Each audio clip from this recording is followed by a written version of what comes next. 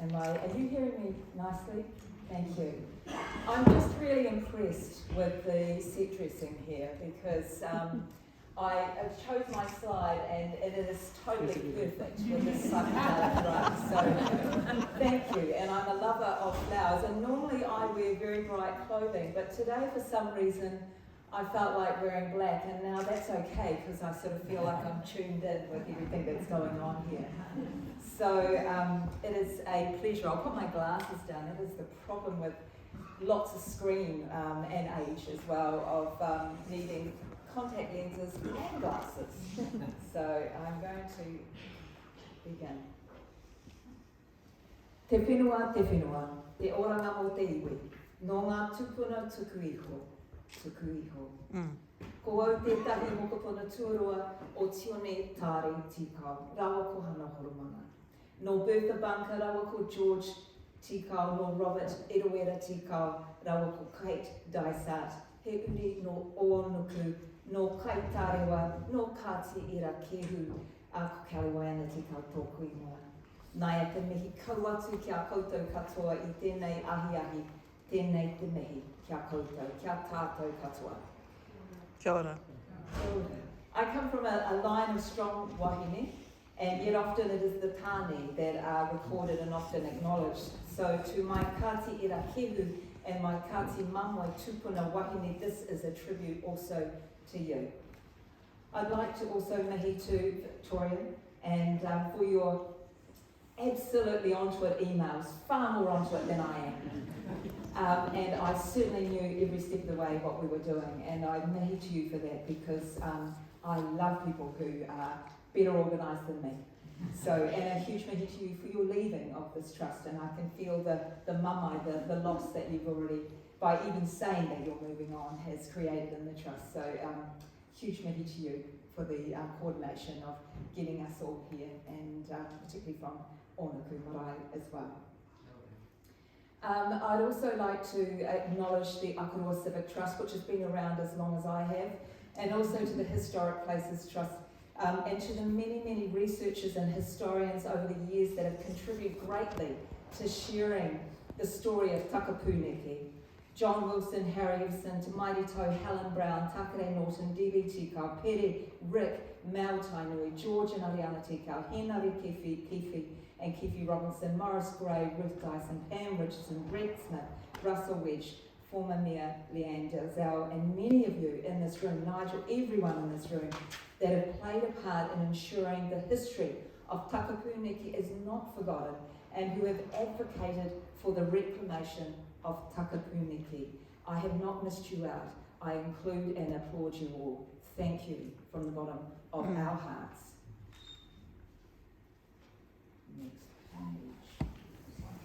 No slide change yet. Get in there. I'm going to turn now because I'd like to acknowledge e te kahurangi. Tēnei te mihi kia koe. Auwe. Ko Anne, I ngā rāo mua, ko ia taku pukinga matua I te whare o Tamaki Makaurau. And ko au he tauira, aha ko kei te mahi au I tōna taha. And rawe tōna mārei kuratanga, rawe tōna mahi I taua taingo ki tēnei wā. I was lucky enough to be at the wharewana o Tamaki Makaurau at the University of Auckland, doing my undergraduate study many marama ago, many moons ago, and I was fortunate enough to be in Anne's paper. And I'm in awe of her. I was in awe of her then, and I'm in awe of her today. And to be sharing the same atamera, the same stage, is a glorious moment for me, because she chose me to be her tutor, and I, alongside another tauira, we tutored for her paper, and I never ever thought that I would ever be given that opportunity. But obviously it stirred something in me, and I've continued on, had many babies in between, many other jobs, many other careers, and then, but I've still pursued the love of knowledge and seeing if I could do it. And it's people like Anne along the way that instilled in me a belief in myself that I could carry on this academic pathway. And so, he mihi nui kia koe e te mārei kura. He mihi mutinga kori kia koe. My children whakapapa to both here and the Kapiti Coast. My partner affiliates to Ngāti Raukawa and Ngāi Te Rangi. And although not of Ngāti Toa directly, through the marriage of Te Rauparaha, his second wife, Pari Kohatu of Ngāti Raukawa, and the closeness between Ngāti Raukawa and Ngāti Toa, I really believe that my relationship with my partner and our tamariki are not coincidental, but intentional, to bring and sustain peace and help pass grievances in terms of the brutal feuds between Ngāti Toa and Ngāi Tahu, and specifically Ngāi Tarewa, me ngā tuahuriri. And I really hope you all have been to Ōnuku Marae. Who's been to Ōnuku Marae? Yes, thank you. Waitangi Day, yes, coming up 2025. There we go, you've got plenty of time. You book it into your calendars now. For it's really important if you've been on a marae and sat and eaten with us. For it's not only our pride in what we serve our manuhiri and our allies in terms of our rich kaimoana and our history told through our culinary delights, conjured and served from our ringawera, our cooks, such as the Tainui sisters, whose reputation is second to none in the marae catering world, but also the opportunities around kai that lead to kōrero over critical issues such as Takapūneke. A modern day quote from a colleague of mine recently, very recently actually, backs this point beautifully, when she said, "A hui without kai is just an email." And we all know how emails have no tone and are always at risk of misinterpretation. So around the table over kai, I believe, are the most fruitful wānaka, fruitful workshops.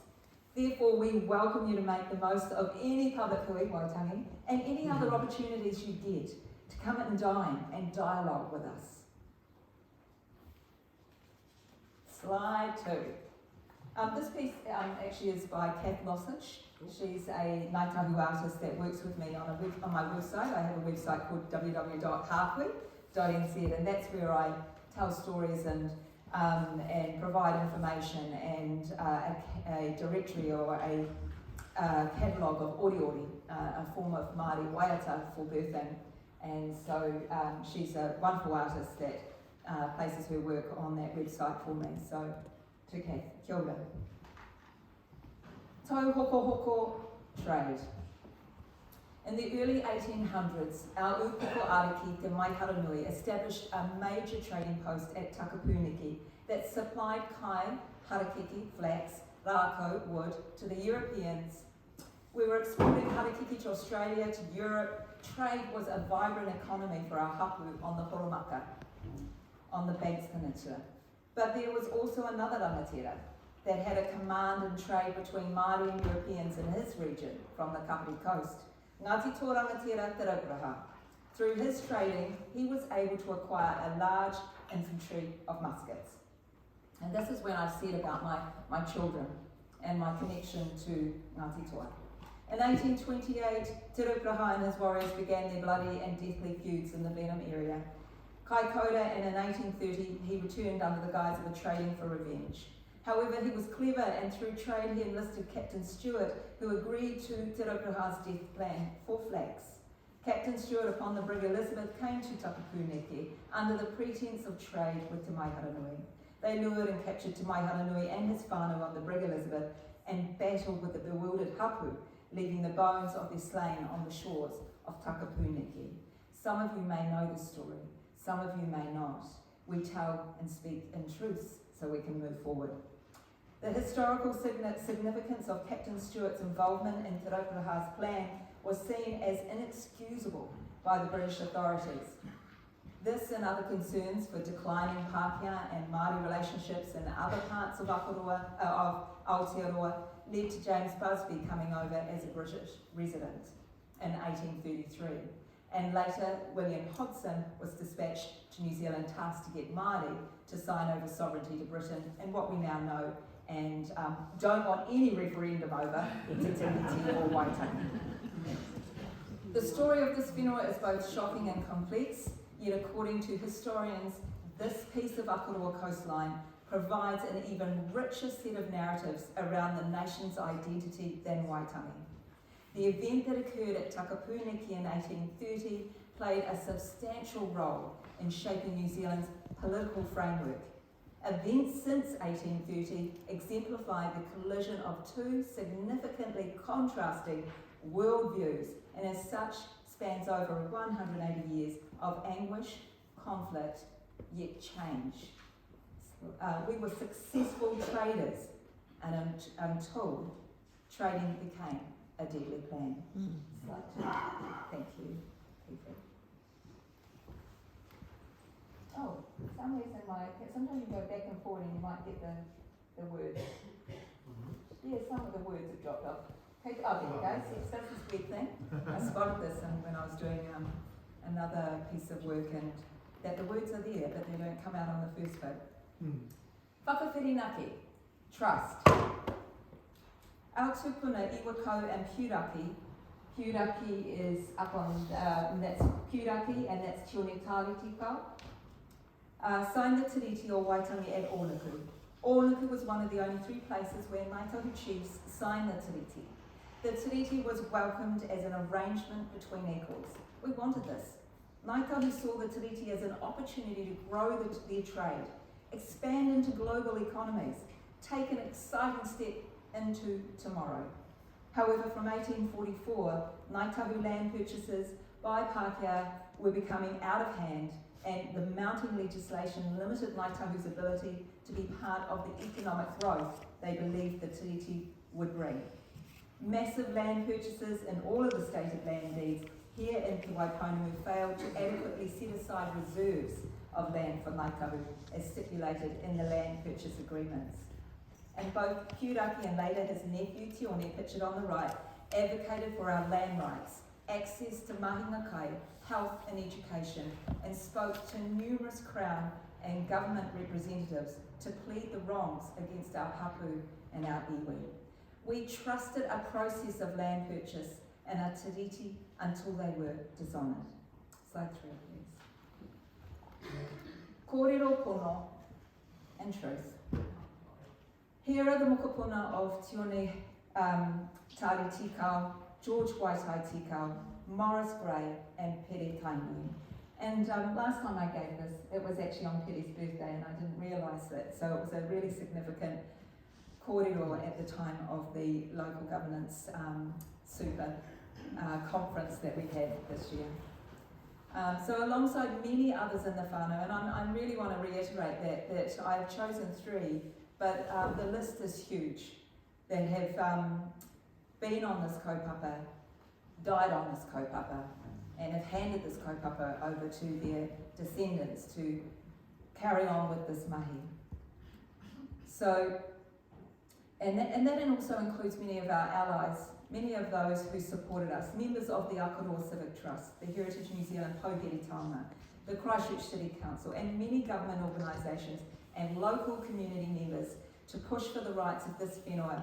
People who understood the importance of healing this whenua is going to heal us all. It's not just going to heal Ōnuku. Kia ora. In 1889, the Akaroa Borough Council agreed that the sewage from the town be deposited on the south side of Takapūneke, completing their sewage scheme in 1893. A tonne per week of sewage was deposited in the harbour in front of a rocky bluff at Takapūneke. This ended around 1907 with the development of a septic tank-based sewage scheme in Akaroa. In 1964, the Akaroa County Council bought land on the western corner of Takapūneke where a sewage treatment plant was built. It was situated near the core of the Takapūneke Kāinga, where the Kāinga, the old village of Takapūneke, was, and this was evidenced in the middens that were dug up. In 1979, the council established the Akaroa rubbish dump off the Ōnuku Road in a works yard just north of the sewage treatment plant. The Banks Peninsula Māori Committee was supported by the Historic Places Trust in their objection to the establishment of a dump on the site. The council later acknowledged that the construction of the sewage plant in this location was culturally insensitive. However, in 1992, residential development was seriously considered at Takapūneke and almost went ahead. The proposed subdivision added to resentment towards the council, particularly given that throughout the 20th century, local bylaws had prohibited Ngaitahu, or those of Ngaitarewa, from building houses on their own land at Ōnuku. Once again, it was the work of many Māori and non-Māori that agitated until it was dropped in 1995 as not an appropriate site due to cultural and archaeological significance. In the mid-1990s, Ngaitahu completed their treaty settlement with the Crown, and the settlement provided Ngaitahu with resources that had never been available before. In 1996, Ōnuku employed an administration manager. Te Runanga o Ngaitahu established an environmental management unit called the Kaupapa Taiao, which provided support and experts to the Runanga for the first time in its dealings with the council. The Runanga signed the Heads of Agreement in 1998, and the tapu of the land was lifted, and the apology was delivered by the council. The Runanga felt that the Heads of Agreement was the best opportunity to protect at least part of Takapūneke, allowing partial subdivision, provided the Runanga with the leverage to protect the Takapūneke Reserve Block. It wasn't our ideal, it was our real.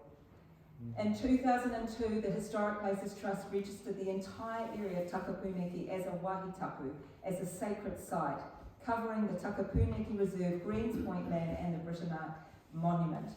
This was a massive acknowledgement of our kōrero pono, of our truth.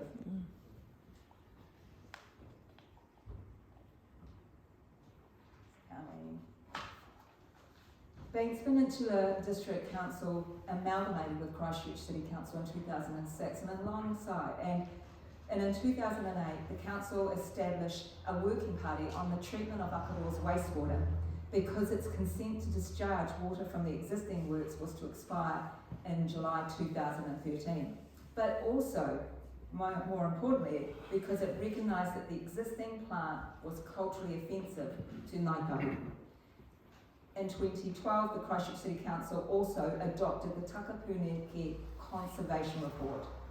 The intention of the report was to assist with the decisions relating to the reserve, to guide the development of the reserve management plan, and to protect Takapūneke. The council formally adopted Takapūneke Reserve Management Plan in 2018, and this is a prerequisite for a national reserve status. We believed truth would be our saviour, and that others hear and accept our truth. Slide forward.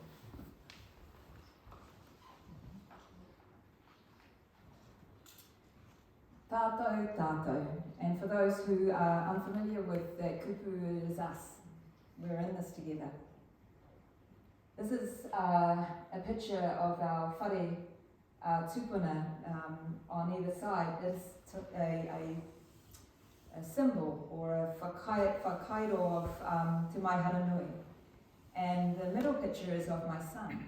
And this is Mai o Tari Tikau Talator Bannister. Managed to get my tupuna in it, my surname, and my partner's double-barreled surname. So he always knows when he's in trouble. It's a bit of a mouthful. He's always escaped by the time I get to the last bit. Pou tū te raki o Te Mai Haranui, which is our beautiful carving, our pou at Takapūneke, is the first of 4 carved pou to be erected at Takapūneke Reserve. Who's seen it? Are you proud of it? Yeah. Yeah, I'm proud of it too. The pou and the landscape designs on Takapūneke aim to educate and build an understanding of the history of the site and of the Te Reti o Waitangi, and to provide for that intergenerational transferring of knowledge, which is just not the generations that have been, but those that are coming. Nō reira, history describes the context that shapes people's lives. The context of Takapūneke has shaped who we all are today. Kai Tārewa, ka Te Rerakihu, Kai Tahu, ka Te Mamo, Waikaha, and Tangata Te Reti. We have viewed the landscape differently previously, but over time some of our views are aligning.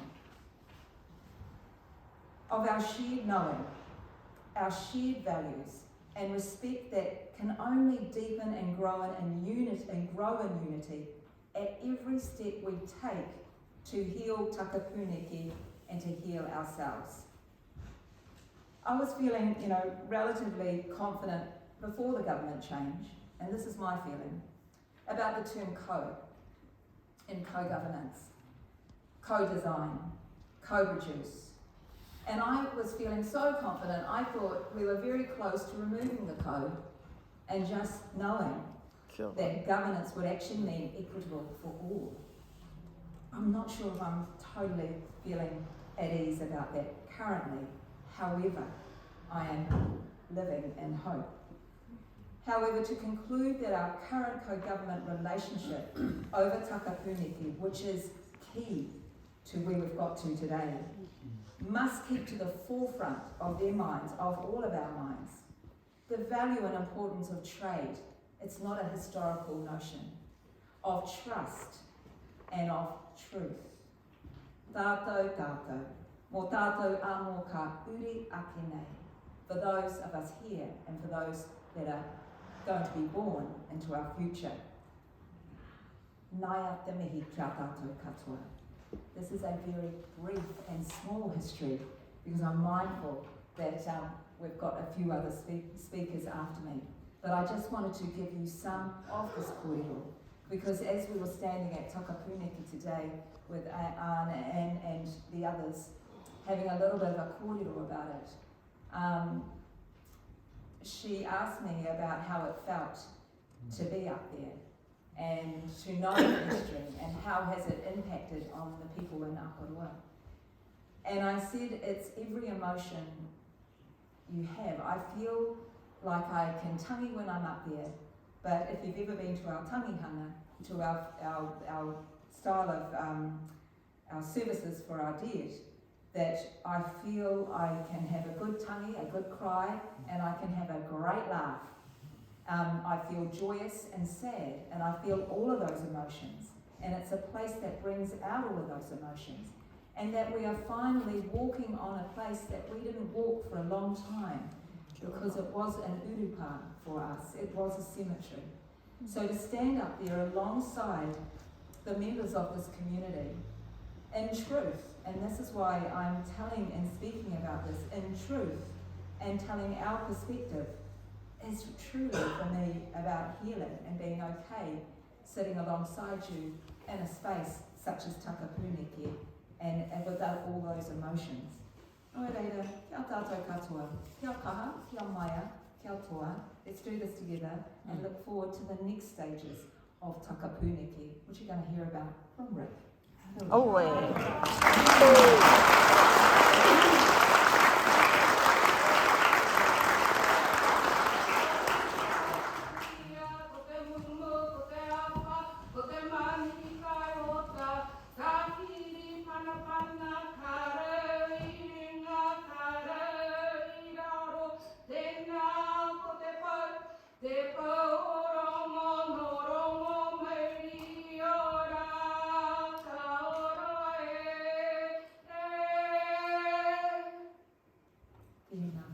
Kia ora.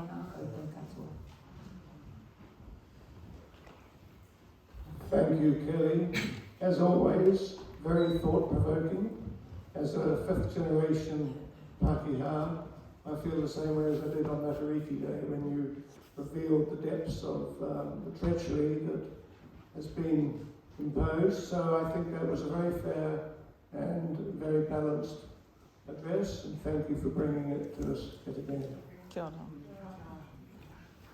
Ko te hiki ki te rangi, ko te waiwa waiti e rere kitai, ko te moana o Akaroa e nui ruru nei, ko Takapūneke te pā o mua.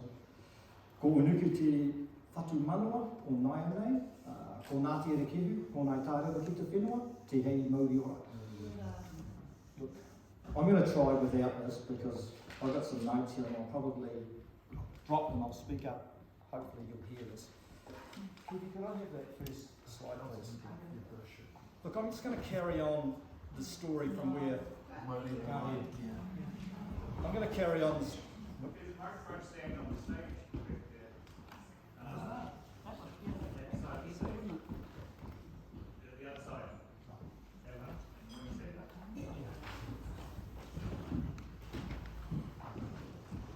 while we're waiting for that, I'm just going to mini to Victoria, take the opportunity as well.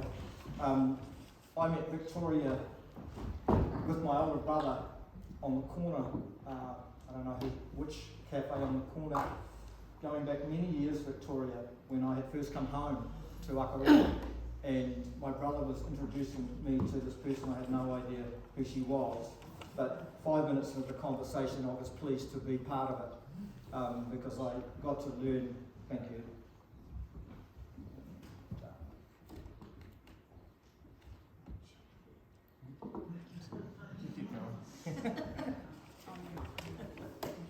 I got to learn about her passion for what was happening at Takapūneke, and that passion hasn't gone away, and I'm sure it's going to continue, Victoria. We're very proud of our association. Don't worry, it's going to work. How was that? Right. Now I can't see.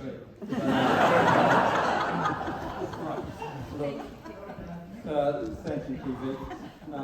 The development of Takapūneke Reserve is a combination of many, many years of mahi, wānanga and relationship building. It is an expression of mana motuhaki and what can be achieved through meaningful te tiriti o Waitangi partnership between mana whenua, council and community. In 2018, the Takapūneke Reserve Management Plan was adopted. This enabled our Takapūneke Co-Governance Group to start mahi on our shared mission, to stand side by side as true partners to honour te tiriti o Waitangi and the deep spiritual connection between mana whenua and Takapūneke, so that the stories of this place will live on to guide future generations and build understanding and connection to this wahi tapu. Look, like Kelly, I acknowledge my whānau who built the foundation for this relationship with the council. I also acknowledge former mayors Noeline Nowlan, Sir Bob Parker, Leanne Dalzell, and our current mayor Phil Major for coming on this journey with us and sharing our vision. Here in the room we have a few members of our co-governance group. Can I please ask, can you just stand so everyone can have a look at this amazing group of people? Down the back of that Pam sitting chairs, our group. We have Nigel Harrison here at the front. We have Keith Robinson who's looking, I don't know where he is. He's gone down there somewhere. But I want to thank you all for the work that you've done alongside us to get us to where we are today.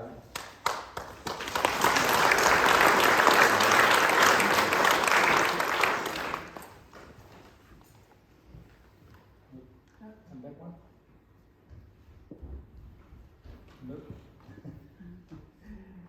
Didn't see the slide.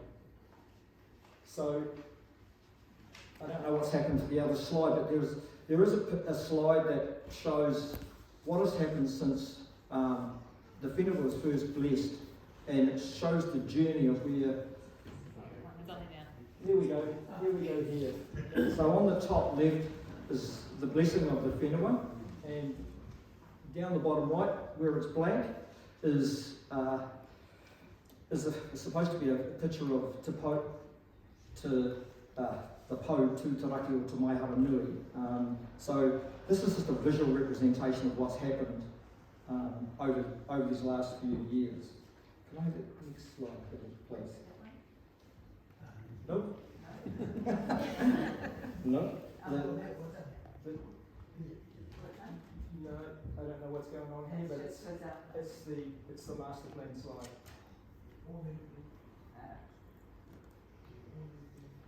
That's often when we change over from Mac to a PC or Right. It's a little bit of going back and forth on them. So this is our landscape master plan slide. As I mentioned before, stage one is completed. The goal is to complete the final 3 stages over the next 8 to 10 years. If you have any questions regarding the design, our amazing landscape architect for the site, Debbie Tikau, is here today. You're welcome to ask her any questions later. You might have to email her, she's just gone. She's cut the rug, she's gone back to Christchurch. So you can ask Kelly. Not my skill.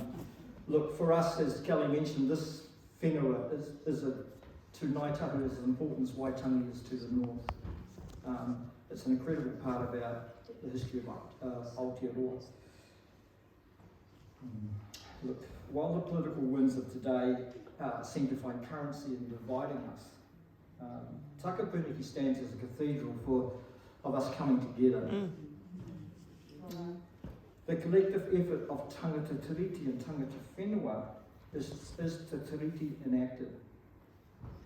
Takapūneke reminds us all that the value of respect, equality, partnership, co-governance, need no longer be questioned, but instead embraced for the value, hope, and spirit it brings to everyone. Look, I've bought some handouts, and they include a recent article written by Ngāi Tahu historian Helen Brown, who is here, about the history of Takapūneke. Those of you that like a copy, please come up and, I don't know, we can put them on the table somewhere for you to take away. That article was written by Helen for Heritage New Zealand.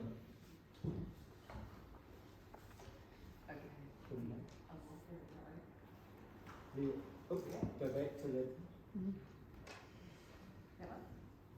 Akaroa Harbour, it's lost its words as well. So what's supposed to be at the top of this slide is Akaroa Harbour, as Mike mentioned in his intro.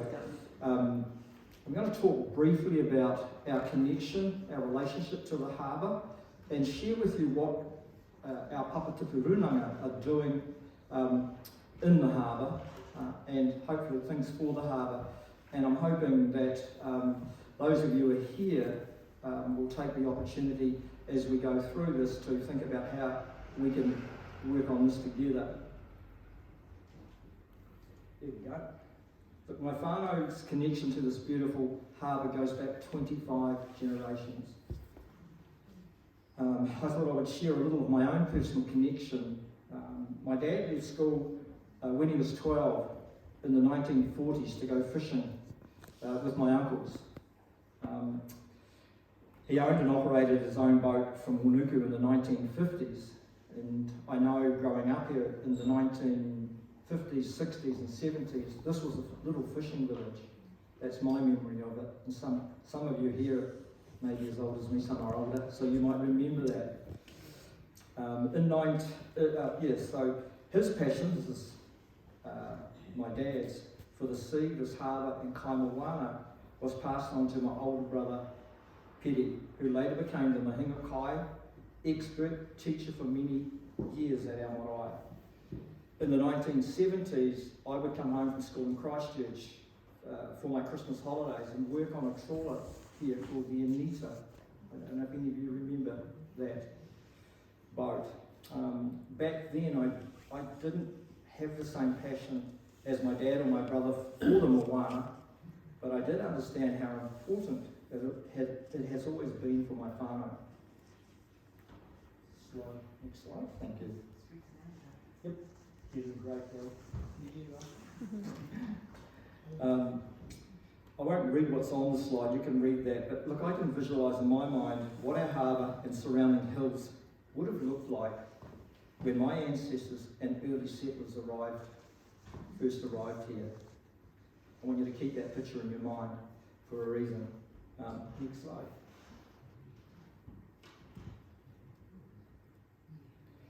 So this, yep, that's the one. This is a picture of my older brother Piri and I, and it's taken in front of our Patakaimoana, which is right opposite our marae on the seaside. It's where my brother spent most of his time smoking fish or tuna or making nets. Here we're having one of our many discussions around his vision for this harbour. One thing we both agreed on was for this vision to become a reality, it needed to start with the removal of Akaroa wastewater from our harbour.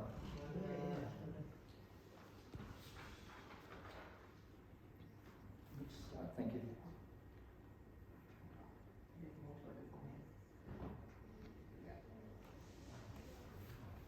So, Te Kore a Te Core is a name that is inspired by our past, and as such reaches back into distinct origin stories and gives voice to our special land and oceanscapes. This slide highlights the current projects we are working on or towards. They are all focused on the restoration of our harbour and the surrounding whenua, along with increasing the opportunity for new sustainable aquaculture. I'll touch briefly on the different projects. Ior Nairo is a collaboration between Environment Canterbury, the Department of Conservation, Onuku and Waireba Runanga, and Otago University. And I was here on Thursday night. Is anyone here Thursday night? Great. Where we talked about the journey over the last year for this particular project. And I'll talk about the whakapapa of it because about a year ago, LINs were hydrographically mapping around Banks Peninsula using sonar beam technology. And Tom McTavish, this is for navigational purposes, Tom McTavish from DOC, a lot of you know, rang me and told me that this was happening. So this led to a three-way conversation with Environment Canterbury, DOC, and myself. And the conversation was around having the C4 mapped, Akaroa Harbour C4 mapped for the first time. And fortunately, ECAN agreed that this is once in a generation opportunity. So that our C4 part of the harbour has been mapped, and the data, I should say this. So that happened then. Then Otago University have come in and they are completing the habitat research mapping around the peninsula and in the harbour.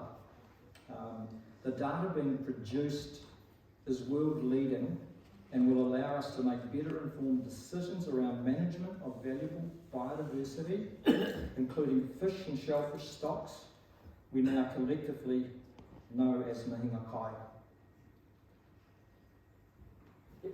It's all right to stay there. A year ago, our runangers joined with MPI. We received funding from their SURF Fund, Climate Emergency Response Fund, and we were particularly interested in integrated multi-trophic aquaculture. Onuku is a shareholder, co-owner of Akaroa Salmon, and right next to where the salmon farm is down the harbour, Naitahu has 17 hectares of water space that is yet to be used, and we're in the process of having that space consented.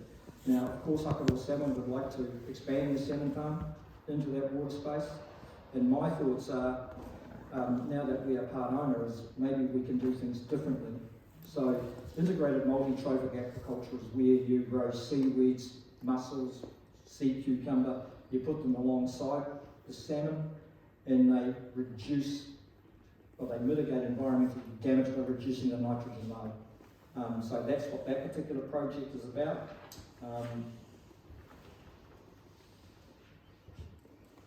We've approached an international organisation that's jointly run by Conservation International and an Indigenous Māori group around the country. We've applied for $2.5 million from that particular fund at their request. This is for whenua and harbour restoration. We realise that we can't help the harbour if we don't help the land that surrounds it. Keep my fingers crossed that early next year they will give us that money, because all the mahi that you try to do to fix things, it's hard to find, and we're very hopeful that we'll be able to use that pūtea for that. Now, is anyone here aware that there is a Dutch company called Kelp Blue currently harvesting macrocystis called kelp? We've got a couple of people here. So Roger Beattie has water space right next to Akaroa Salmon down the harbour, about 5 hectares of water space. He has leased it to this Dutch company, and they have been harvesting macrocystis. They've done 2 harvests. They trim off the top of the bull kelp, and they develop a biostimulant for agricultural purposes. They're very keen to have a partnership with us and farm macrocystis in the harbour. Now, we're less interested in the commercial outcome, but we're very interested in the biodiversity gain possible from having extensive kelp in our harbour. So I'll keep you posted on how that goes. At the moment, we've had a group of Ngaitahu divers last week over in the harbour. Does anyone know what Undaria is? Yes. So it's a Japanese pest seaweed. Ngaitahu has a licence to remove it. We've removed about 70 tonne of it in our takiwā over the last sort of 12 or so months.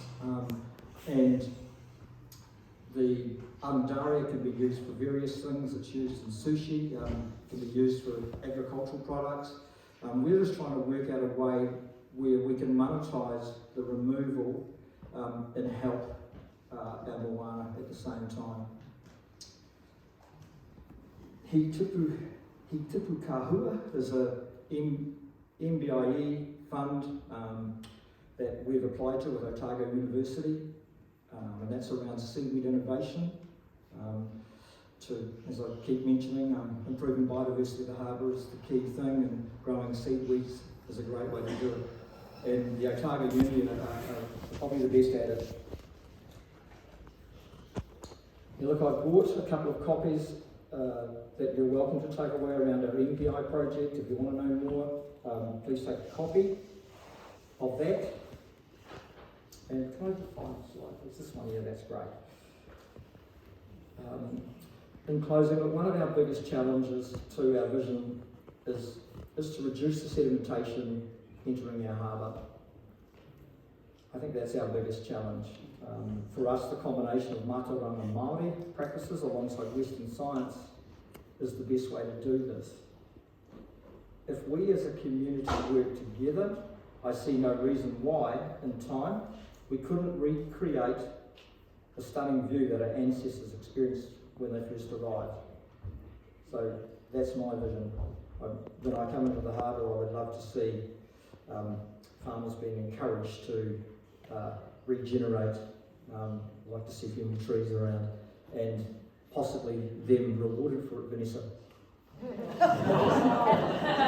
Well, I take it over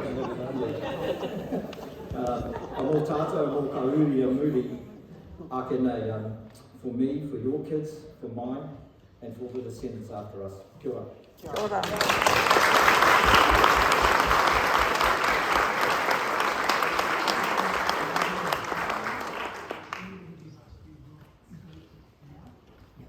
Thank you so much, Rick.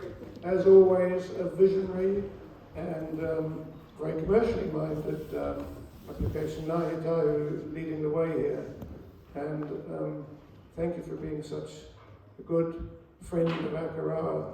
The marae has always been wonderfully welcoming to us. Thanks.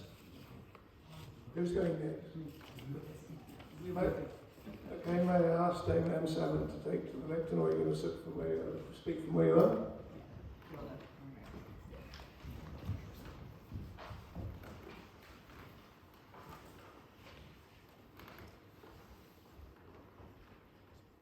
Ko te wai e horara ko Akaroa, ko te marae e taputo rā ko unu. Ko koutou aku rangatira, ko whainei te pōnei, kia koe Rick, Kelly, Hugh, Mike, Victoria, tēnā koutou, tēnā tātou katoa. I think it's probably, this is the third time I've come formally to Akaroa, and the first time was when I was chair of what was then New Zealand Historic Places Trust, 2001. And on that occasion we were here as the trust board, and I think we had the Māori Heritage Council with us as well. And we came and we were told the stories of Takapūneke by George Tikau and by Harry Everson. And that was an extraordinary occasion. I remember it because the stories we were told were heartfelt. They were kind of heartbreaking. The feeling among the people here was almost desperate, I would say. It was people that had been battling a long time and were the things that had been happening on their wāhi tapu. They were telling us the stories about that. And our board came and with the Māori Heritage Council, John Ackland was deputy chair, Timothy Heather was the chair of the Māori Heritage Council, Te Awe Davis, wonderful, wonderful board, and heard those stories. And as you've mentioned, Kelly, I mean, the stories that Kelly was telling, some of the stories that we heard then, and we were deeply moved as a board and a Māori Heritage Council, deeply moved. And so it was a huge privilege to be able to play our role in looking after the heritage, the shared heritage of these beautiful islands of ours in this harbour, and to become involved with that particular story of Takapūneke. The second time I came, we were talking about voyaging, and I was with Eruera Tārena. We were talking about voyaging and about Tahiti and Tupaia, and Eruera Tārena was the great-grandson of my mentor and teacher, Eruera Sterling, from Ngaitahu, but also from Te Whānau Akanui. And so that was the second time I came, and I think that's probably, Victoria, you were there the first time, you were certainly there the second time. That's when I met Mike, and Jeremy, my husband, and I met Hugh, and we met, I think, some of you in this room on that occasion, and it was joyous. That was a really joyous occasion. I remember it. I remember Eruera Tārena's little kids afterwards coming up on the stage, because the two of us had been sitting on chairs like this, and they sat up on the stage and interviewed each other afterwards. Played the role that we'd been playing. It was so cute, it was gorgeous. And then we had the privilege, my husband Jeremy and I, of going to see Hugh and going to Hinawai and hearing the stories and swapping stories, because we were also passionate. We have a project, Waikereru, in Tairāwhiti, where Jeremy and I for 23 years have been looking after that land and trying to restore the full diversity of our land there. And when I see Kelly today, and we went up to Takapūneke and stood on the site in front of the po, and I could just feel, it doesn't happen to me very often, but the shivers went up and down my spine. I mean, we were looking out at the ocean, and our po was behind us, Te Maihara Nui, the stories that I'd heard, and we heard a little again tonight and this afternoon. It was just beautiful to look at the land and to see how gorgeous the place is, and to see and to hear the people that are restoring that place and making it so beautiful, and looking out at all the different peaks. And I was saying to Kelly, I remembered Eruera Sterling, my mentor, talking one of his favourite tauparapara was one that says, Kia marawa taku te tiro, and it goes from one peak to another and tells the stories of each.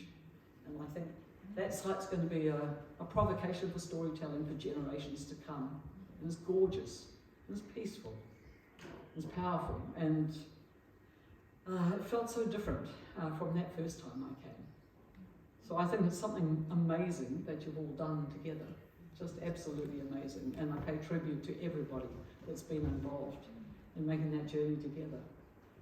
And when I think about the harbour, I thought about Te One Tare Tikau, because when Kelly and I were working together at the university, I remember we were studying, one of the works was written, or was dictated really, by her ancestor, Te One Tare Tikau. And he was a learned tohunga from here. And he remarked, the ocean came into existence before anything else. It was the start of life in the universe. I believe this take is correct. Take is the sort of the root, the cause. that everything came from the water. And as is so often the case when we're looking at some of those old cosmological stories, you realise, of course, that, you know, they and cutting-edge science so often converge. Because it's quite true, you know, ours is an island nation surrounded by Te Moana Nui a Kiwa, that vast ocean that covers a third of the Earth's surface. And colleagues and I have just written a paper with Dan Hikuroa for a book called New Earth Histories, and we called ours New Ocean Histories, because we said, really our planet ought to be called Sea and not Earth. And we are, you know, all of us have our origins, and so many of us have our origins in sea journeys. And our islands are also so ancient, emerging out of the ocean. Toitu te whenua, you know, the land has been here for eons. And before the first humans came ashore, and I always think about this, Hugh, when I'm in the Ngāhere in the bush, living systems have been co-adapting here for 80 million years. From Gondwana onwards, creating this extraordinary array of endemic species, plants and animals that I've learned to love by trying to restore their habitat and see them come and flourish again in Tairāwhiti. And I think the naturalist Jared Diamond once said, he was talking about the New Zealand biota, and he said it's the closest we will get to the opportunity to study life on another planet. You know, for one of the world's great naturalists to say that about our plants and animals, our beautiful bush, is really something. And sometimes I think he's talking about the people as well, actually. But anyway, and whenever I'm in the forest, which I am all the time, but in our grasslands and wetlands as well, in our lakes and mountains, I think that reminds us of those eons and eons that are recited again in the cosmological charts that go back, you know, to the beginning of time in Aotearoa, New Zealand. And as we discussed when Iruera Tarina and I were talking together, in the days of sail, the exploration of the Pacific was incredibly difficult and dangerous. And of course, our islands lie in the far southern reaches. So it was one of the last places on the planet to be found and settled by human beings. I mean, we've only been here a blink of an eye, you know, perhaps 800 years, something like that, maybe more, when the first human beings stepped ashore. And at that time, this very ancient world of plants and land and water and animals started to change. Hunting, fishing, gardening, the sort of things, again, that Kelly was talking about, began to transform the landscape in those early times. And forests were fired, houses in fortified pa were built, along with storage pits and stone wall gardens. And here at Akaroa, you know, those first settlements found a wealth of forest food and kaimoana to celebrate and to relish. This was obviously a real, you know, treasure trove of kai, when you have a harbour like this and you've got waterways running down to it and forests right around. An absolutely superb place to live. And then, just a couple of, you know, 2.5 centuries ago, when the first European explorers came ashore, when they landed, as they did in my hometown in Gisborne, you know, thinking that they'd found Terra Australis incognita, and what they found was Tuananga Nui a Kiwa, and followed by the missionaries and the traders. You know, they brought new ideas, they brought guns, they brought diseases, they brought new technologies, and new opportunities for local rangatira.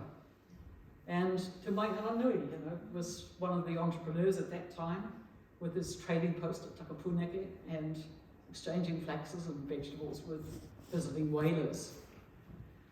And at the same time, though, it's got to be recognised that these new forms of exchange and these new kinds of wealth disrupted life in local communities right around the country.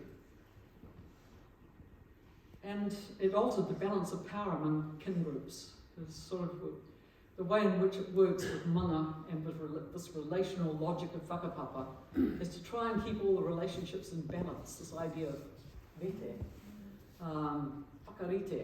Actually, it's all the way through the treaty if you read it in Māori. There's a couple of terms that people don't talk about so often, but they're there all the way through the text of Te Tiriti, is tuku, which is you release the spirit, you tuku it. You give a child in marriage, you tuku the child. You give a gift, it's a tuku. And if you read the treaty in Māori, it's all about gift exchange between Queen Victoria and the rangatira. And the gifts are passing backwards and forwards. The other term that comes up all the time is rite. So the governor was to be a kaiwhakarite. That explains in the preamble the role of kāwanatanga and the governor. And that means to make things even and equal and balanced. But it's not the same. It's like you're different, but you're in balance with each other. You're kind of, and the relationship is one of gift exchange backwards and forwards. And the thing is to make that creative and keeping it on an equal footing between men and women, between land and sea, between the incoming settlers and the people who were there already. And that term is all the way through the treaty as well. If you read the very last clause in the Māori text, Article 3, it promises ngā tikanga li te tahi katoa. It's ngā tikanga katoa li te tahi. It's all the tikanga exactly equal. And the promise was made to ngā tangata Māori o New Zealand and the indigenous inhabitants of New Zealand, and ngā tangata o Ingarangi, the people that were coming, the Queen's people that were coming. So it's keeping things in balance. It's not having to all be the same, but to honour the mana of each other. And so I think, what happened though with the first arrival of the Europeans and these new technologies is things got out of balance. And this is the story that Kelly was telling about the killing of Te Rauparaha's uncle, Te Pehi Kupe at Kaiapoi, and then the kidnapping of the Maiharanui and all the Captain Stewart and Te Rauparaha and so on. A very, very tragic story.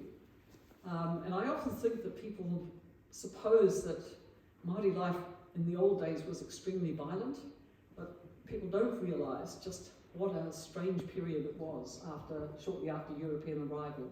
New guns, new diseases, everything sort of was out of balance. It was a lot of the old balances that were disrupted. And as you were saying, what happened with Captain Stewart right here and Te Rauparaha and the Maiharanui did help to provoke the arrival of James Busby, and that's something I've studied in a lot of depth and detail, and also the signing of the treaty. And so when it came to here, to Onuku in May, that was a really important moment. It was a kind of circling back, I think. And I'm hoping maybe the next time I come here might be when we do celebrate the signing here in, when is it going to be, 2025? Might be a time to come back. Jeremy and I got married actually on Waitangi Day, so it's a special day for me, my darling husband. And as the settlers spread across the land, farmlands were cleared, fenced and grassed, homesteads were built, often with Māori assistance, and all of these strands are interwoven in our landscapes. And I think you could say that Akaroa Harbour has been at the heart of our country's history in a really important way.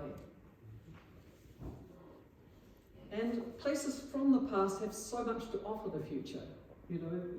This is where the work of the Akaroa Civic Trust and all the people that have been battling for years and making sure that these places, as my husband was a heritage architect, conservation architect,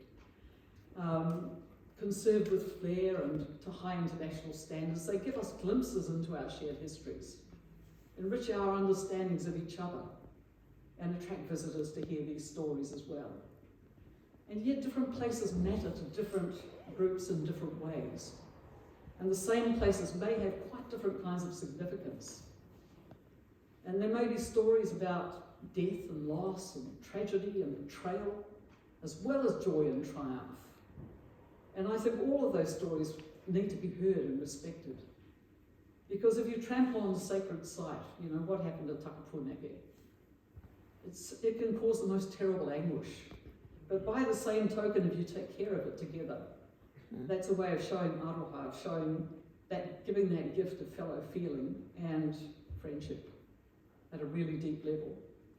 So it's wonderful to see, what has happened since that first visit of mine and my colleagues in the Māori Heritage Council and the board. So, in the interwoven world of whakapapa, all life forms are interconnected. And Hugh, this is something, in these days of climate change and biodiversity loss and collapse and a warming, acidifying ocean. I spent a period as Vice President of the Royal Society of New Zealand, and in that period I heard from so many of our scientists as they were being put up for fellowships and so on. And I heard from the Antarctic scientists, from the marine scientists, we all did. The wonderful work they were doing, but the terrifying things they were seeing in the ecosystems they were studying. And one of the stories that came with the settlers, was the story of Genesis, as we all know, when God created the world and said to Adam and Eve, "Be fruitful and multiply, and replenish the earth and subdue it, and have dominion over the fish of the sea, and the fowl of the air, and over every living thing that moveth upon the earth." And I think at this time, that particular story of ours has probably reached a point where it's still powerful. There are still people that think that the earth was created for human uses and purposes, and an extractive approach to it is fine. But I think probably that idea is no longer adaptive. I think we're running up against its limits in the world right now. And you will all know COP28 is happening as we speak. King Charles spoke yesterday. The United Nations Guterres has been warning our planet is on fire. We're drowning. And in my own home community of Takapūneke, where our restoration project Waikereru is located, a place that Jeremy and I love with all our hearts, and where he now lies, cyclones Hale and Gabrielle just ravaged these highly erodible landscapes that had been laid bare by pastoral farming and also by industrial forestry. And the damage to roads, bridges and fences, to farms, vineyards and orchards, to rivers, beaches, and the harbour, to homes, livelihoods and lives. A little boy was playing on the beach at Waikanae and playing with one of those logs that came down our river, the Waimata, and it spun over and killed him. And that happened the night before our petition to council to have an inquiry was presented. So you can imagine what that meeting was like. And out of that disaster though, and this is a moment of hope, as in your case, because it's been, we all went. I've joined Mana Tai Aotearawhiti, my colleagues from Tolaga Bay and up the coast, and we did a huge research effort, managed to crowdsource 120 researchers from around the world to help us write a submission in 3 weeks, which is all we had. Made this fantastic submission, and then we had to go and present it to Hekia Parata's inquiry. And each of us spoke about our own rivers, so Waingata and Hera spoke about the Hikuwai and the Uoa at Tolaga Bay. Graham Atkins spoke about the Waiapu. He could hardly talk, he was crying so much. We all ended up crying as we talked about our own rivers, because each of our rivers was totally destroyed, basically. And yet, out of that disaster has sprung this project Recloaking Papatūānuku that you might have heard a little bit about. We just launched it this week, and it's gone to COP. It's being presented at COP, I think, tomorrow. A project that proposes to restore indigenous forests at scale to erodible slopes and gullies and around waterways like Akaroa, right around the country. And what's happened is that something that grew up out of that tragedy in Takapūneke, out of the flax roots and grass roots, with people that lived on and in the land, joined by Pure Advantage, so Stephen Tyndall, Rob Morrison, who's the chair of Infratil, one of our biggest companies, I think is bigger now than Fonterra, Philip Mills from Les Mills Gyms, Jeff Ross from Lake Hawea Station, and Andrew Grant, who's on the global board of McKinsey. And they've joined with Mana Tai Aotearawhiti and increasing numbers of iwi groups and also every environmental NGO in the country to come up with this idea of recloaking Takapūneke. And I think it's amazing to see some of our most astute and accomplished business leaders contemplating what's happening to our landscapes and seascapes, understanding what's happening with climate change and saying, look, you know, this is insane, we've got to do something about it. Let's do it together, let's do it together. And I think that, you know, the idea is to draw on these ancestral philosophies, these old ideas of Takapūneke lying there, as Tāne, you know, lies on his back and pushes up with his legs the trees and separates Ranginui from Takapūneke, and Rangi's crying for his wife, creating all the waterways and the lakes, and Takapūneke sending up these mists of longing for her husband, the water cycle, you can say. And then Tāne looks at his mother and she's lying there naked, so he clothes her with forests.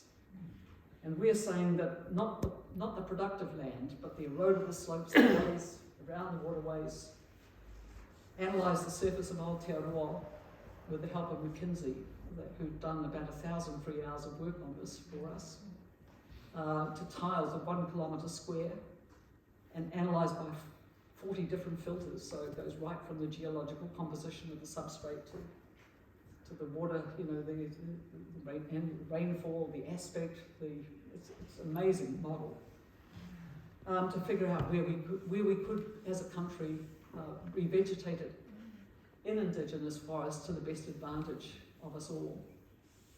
And the idea is that people that allow this on their land would become the guardians of those forests and be paid, our modelling says, 1.5% of what they would currently make off that land. So they would make a profit and have an income. And for sheep and beef farmers in this country at the moment, I think, certainly all the ones in our catchment, it would be a godsend. So Hugh, you're a pioneer of this kind of vision that's been happening in Akaroa. You know, the impact on the harbour is there for everyone to see. So it's been a huge privilege to come to Akaroa now 3 times and to meet some of the same people. Victoria, a tribute to you. You deserve those flowers and the painting. I like the corrugated iron too. It's a really wonderful thing. And Mike, I just want to thank you as I finish for what you had to say about my gorgeous husband, Jeremy. It's been a tough year. You know, he died in January, and then there was hail, and then there was Gabrielle. So it's been cataclysmic year, really. So it's lovely to be back here.